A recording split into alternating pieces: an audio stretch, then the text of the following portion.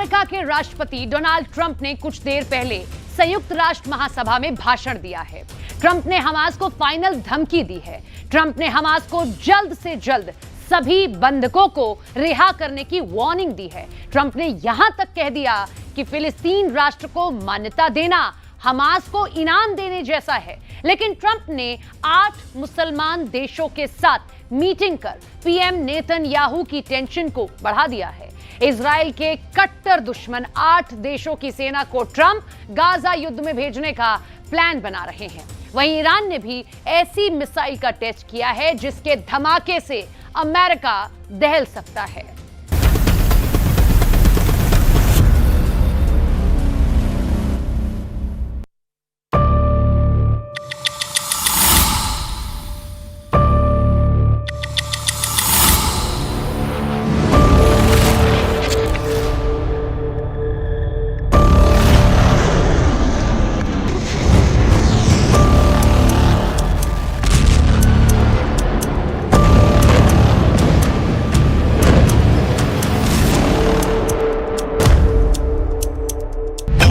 Israel को 440 volt का झटका नंबर 1।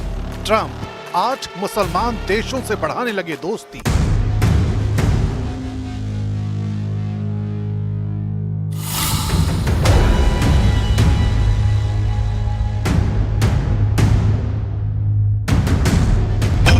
इजराइल को 440 वोल्ट का झटका नंबर 2। ईरान ने लॉन्च कर दी इंटरकॉन्टिनेंटल मिसाइल।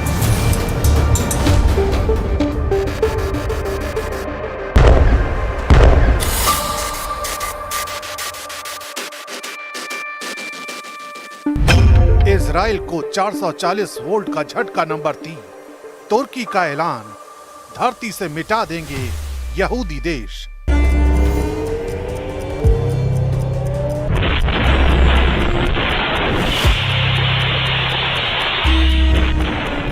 इजराइल को 440 वोल्ट का झटका नंबर 4। मुस्लिम देशों से ज्यादा कट्टर दुश्मन बना France.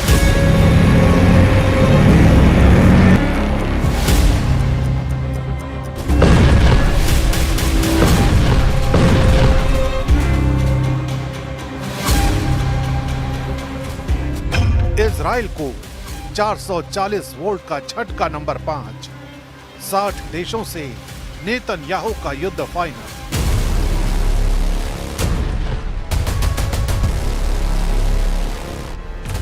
Gaza, Yemen, Lebanon, Syria और कतर को कुचल डालने वाले इजराइल के खिलाफ भयानक हमले की तैयारी शुरू हो गई है। इजराइल पर एक साथ कई दुश्मन सेनाएं हमले की तैयारी में हैं। इजराइल पर हमला पारंपरिक हथियारों के साथ महाविनाशकारी हथियार से भी हो सकता है। युद्ध को जल्द से जल्द जीतने की इजराइल की कोशिश पर ब्रेक लग गया है। इजराइल इंटरनेशनल वॉर कॉन्स्पिरेसी में बुरी तरह फंस चुका।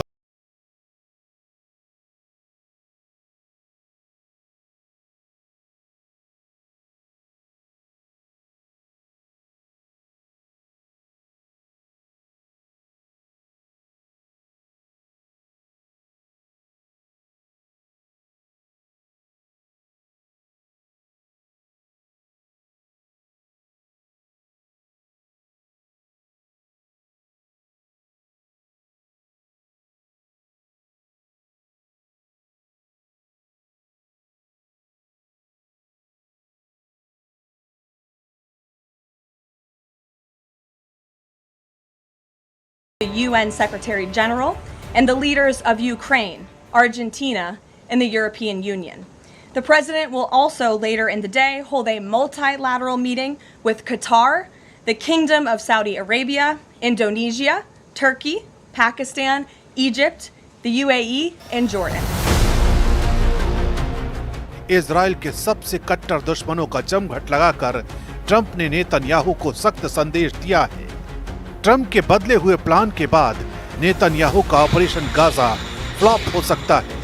असल में ट्रंप गाजा में मुस्लिम देशों की सैन्य तैनाती का प्लान बना चुके हैं। यानी जिन 8 देशों के साथ उन्होंने मीटिंग की है वो सब मिलकर एक शांति सेना गाजा में तैनात कर सकते हैं, जिसके बाद इजराइल को गाजा में हमले से रोका जा सके, जिसके लिए इजराइल फिलहाल तैयार नहीं है। प्रेसिडेंट ट्रंप मुस्लिम देशों के साथ हुई मीटिंग की इनसाइड स्टोरी अब तक सामने नहीं आई है, लेकिन ट्रंप का ये फॉर्मूला नेतन्याहू किसी भी कीमत पर मानने को तैयार नहीं है।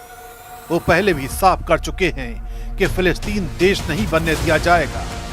नेतन्याहू अपने नेक्स्ट एक्शन के लिए ट्रंप से मीटिंग भी फाइनल कर चुके हैं, लेकिन ट्रंप को साथ रहने भर से उन्हें सफलता नहीं मिलने वाली, क्योंकि इजराइल को भी नक्शे से मिटाने की धमकी दी जाने लगी है। ये कोई और नहीं बल्कि तुर्की दे रहा है। तुर्की के राष्ट्रपति यूएन महासभा में अपने भाषण में गाजा के मुद्दे को सबसे प्रमुखता से उठाने का ऐलान किया है। एर्दोआन ने यह भी दावा किया है कि वो फिलिस्तीन को मान्यता दिलाकर ही दम लेंगे। Konuşmamda Gazze'deki insani felaket ve mezalimi özellikle gündeme getireceğim. 80. Genel Kurulu diğerlerinden farklı kılan özelliği birçok ülkenin Filistin devletini tanıyacak olmasıdır. Biz bu tanıma kararlarının iki devletli çözümün hayata geçirilmesine ivme kazandırmasını temenni ediyoruz. तुर्की के बारूदी तेवर ने Israel को भड़का दिया है। Israel की तरफ से धमकी दी गई कि नेटो सदस्य होने के भ्रम में तुर्की तबाह हो सकता है। अमेरिकन एंटरप्राइजेस इंस्टीट्यूट के सीनियर माइकल रोबिन ने एक बयान में कहा कि कतर की तरह तुर्की को भी इजराइल दहला सकता है। इजरायली अकादमी की बड़ी हस्ती मियर मासरी ने इससे आगे बढ़कर यह तक कहा है कि तुर्की को नेटो मेंबर होने का मुगालता भूल जाना चाहिए। इसके जवाब में एर्दोआन के सलाहकार ने कहा है कि जल्द ही इजराइल इस धरती के नक्शे से मिट जाएगा, उसके बाद फिर इन्हें पता चलेगा। जो धमकी नेतन्याहू ने फिलिस्तीन को दी है वही उन्हें एर्दोआन की तरफ से मिली है, लेकिन इन सब से बड़ा थ्रेट इजराइल के सिर पर मंडरा रहा है। वो है ईरान की नई इंटरकॉन्टिनेंटल मिसाइल। ईरान ने अपनी विध्वंसक मिसाइल का धमाका कर दिया है। अभी ईरान की मिसाइल का ट्रेलर देखिए, आगे डिटेल भी जानेंगे। सितंबर को ईरान की सबसे विनाशकारी मिसाइल की झलक दिखी। तब मिसाइल को लेकर कई तरह के दावे किए गए, मगर पूरा सच ईरान ने अब बताया है। ईरान की इजराइल किलर मिसाइल का पूरा ब्यौरा फ्रांस से मिले नेतन्याहू को चैलेंज के बाद देखते हैं। फ्रांस ने इजराइल को कई फ्रंट के वॉर ट्रैप में फंसाया है। खुद न्यूयॉर्क के ट्रैफिक में फंसने वाले मैक्रो ने नेतन्याहू के खिलाफ जबरदस्त लामबंदी कर दी है। ब्रिटेन, कनाडा, ऑस्ट्रेलिया और पुर्तगाल के साथ फ्रांस ने फिलिस्तीन को मान्यता दी थी। Le temps est venu. Time has come. This is why, loyal to my country's historic commitment to the Middle East, for peace among Israeli people and Palestinian people, I declare that France recognizes today the state of Palestine.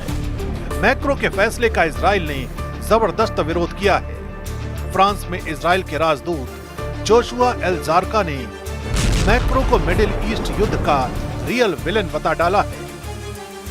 The announcement of last night, I think when it comes to the history of diplomacy in the Middle East, is one of the biggest waste of a significant tool that could have helped promoting peace, and instead of that is creating unrest. France is unfortunately becoming a destabilizing agent in the Middle East because of their, I don't know if what is behind it, but the need for them to make statements that are, more show than anything else. France Europe में फिलिस्तीन समर्थकों का अगुवा बन रहा है। हालांकि Macron के रुख से कई देशों में हालात खराब होने लगे हैं।